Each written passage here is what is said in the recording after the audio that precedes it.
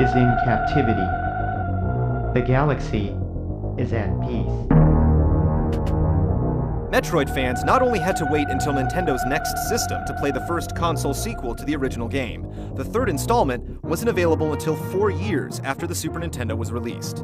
This was 4 years after Super Mario World and 3 years after A Link to the Past. Samus's next mission would have to really impress to justify its lengthy development period. Thankfully, it did.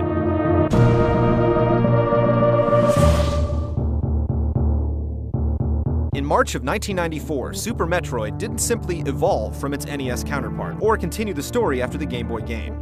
It practically redefined video game achievement. Managed by Gunpei Yokoi, co-directed by Yoshio Sakamoto and Makoto Kano, and developed by R&D1, the same company that started it all in the NES, Super Metroid raised video game standards with its superior graphics, music, play control, design, and challenge.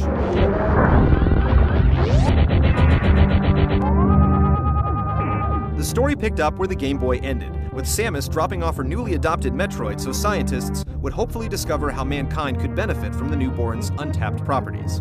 But it wasn't long before Ridley, the dragon-like general of Mother Brain and leader of the space pirates, invaded the laboratory, stole the Metroid, and flew off to planet Zebes.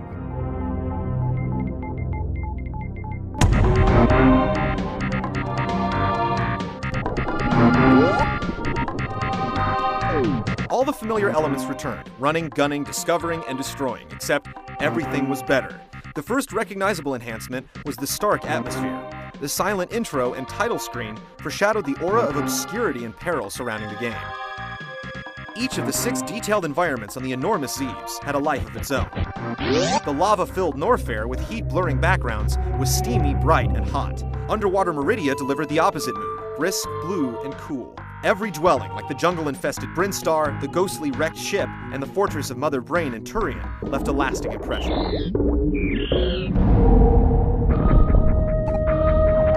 Defeating menacing enemies was a bit easier this time around, as Samus had a few new moves up her cannon. For the first time in the series, Samus could shoot in all 8 directions, making it painless to blow up those pesky ceiling bats.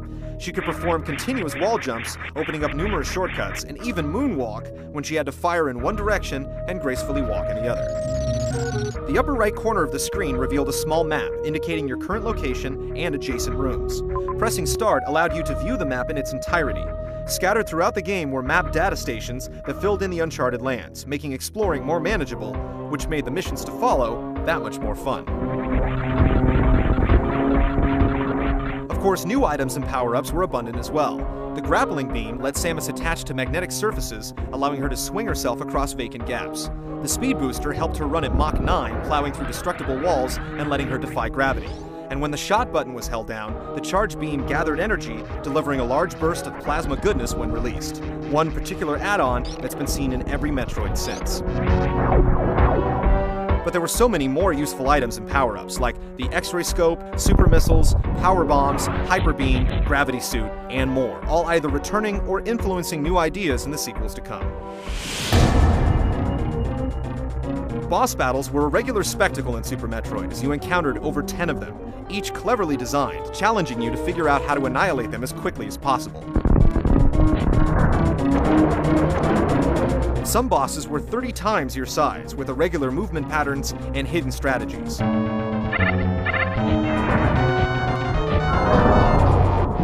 All of them carried the mounting tension to the unforgettable finale. A weakened Samus lay helpless to the final charge from Mother Brain, when out of nowhere,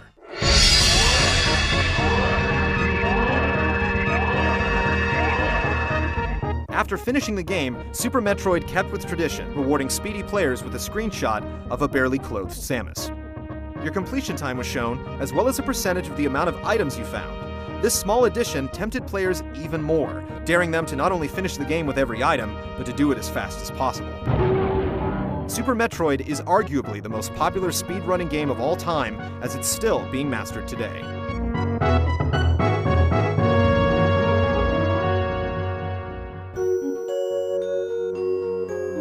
Super Metroid is easily considered not only the best Metroid in the series, but the greatest 2D side-scrolling adventure ever.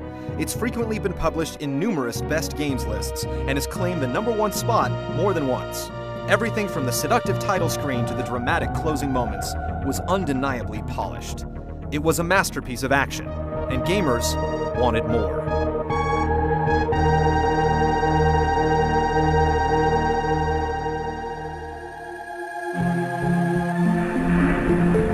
But more didn't happen for quite some time. Fans grew confused that the bounty hunter completely bypassed the Nintendo 64. The last Metroid had perished, making fans wonder if Nintendo had put the galactic superhero on the shelf for good.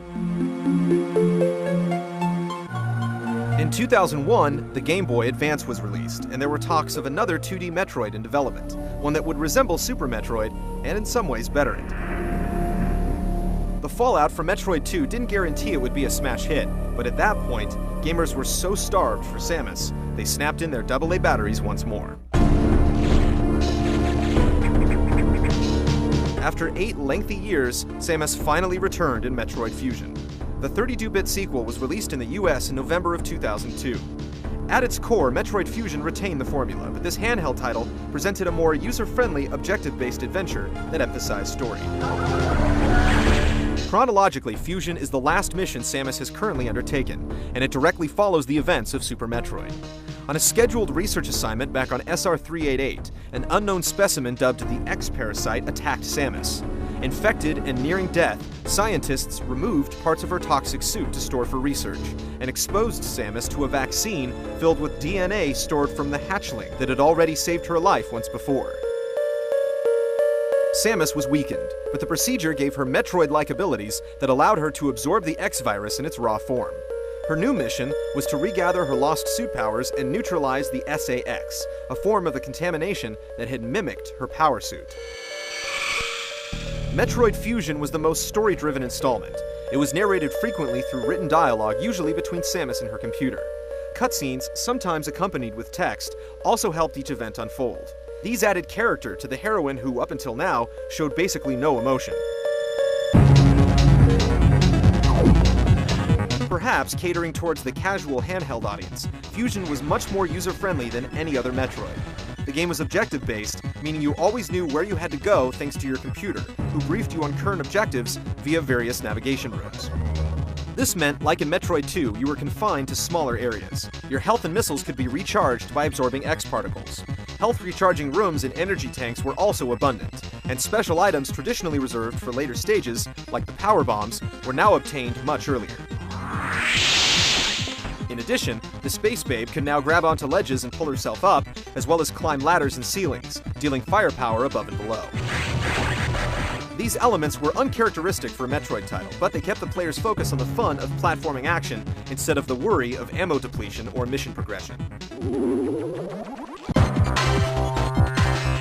But there were still surprises in store. Areas would get blocked off unexpectedly, and new enemies would appear in places you had already visited.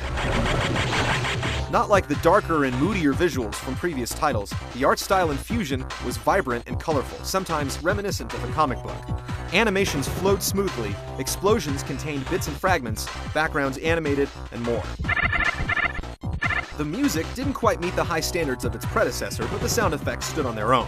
Plasma and missile blasts burst from Aaron's cannon and crackled upon annihilation of their targets, while emergency distress announcements could be heard echoing through the space station. Emergency in Sector 3. The traditional power-ups were all there, as well as a few new ones including the ice and diffusion missiles. Abilities were gained by either absorbing X-parasites from host bosses or downloading data directly into your suit.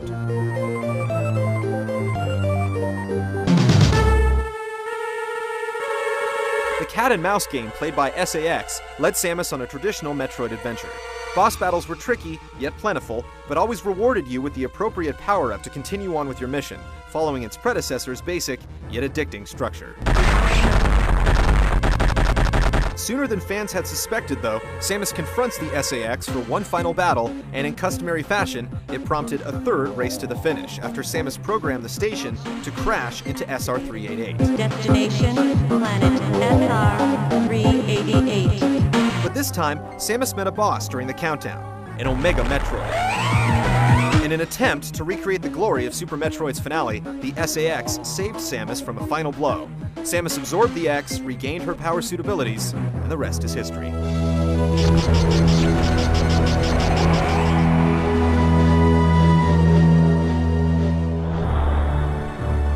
After an 8-year hiatus, there were tremendous expectations for Metroid Fusion, especially after Super Metroid power-bombed the industry. Although the objective-based style somewhat hindered the favored Metroid formula, the graphics, action, and ease of play went far to make up for it.